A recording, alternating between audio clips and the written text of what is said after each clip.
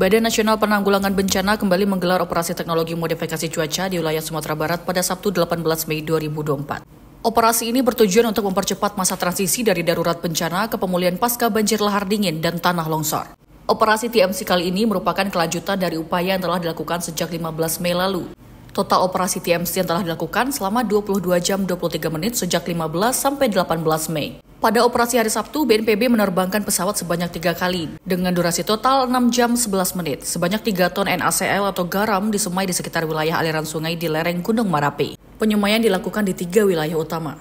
Sorti 1 di sekitar wilayah Tenggara hingga timur Kota Padang, yaitu wilayah Sejunjung dan Solok bagian selatan. Sorti 2 dilakukan di sekitar wilayah pesisir selatan dan juga bagian selatan Kota Padang. Dan sorti 3 dilakukan di sekitar wilayah timur laut hingga timur Kota Padang. Operasi TMC ini dilakukan berdasarkan prediksi curah hujan harian dari BMKG di 5 wilayah, yaitu Pariaman, Padang, Bukit Tinggi, Batu Sangkar, dan Padang Panjang, yang diprediksi mengalami hujan dengan intensitas sedang hingga lebat sebesar 6,3 sampai 16,6 mm per hari.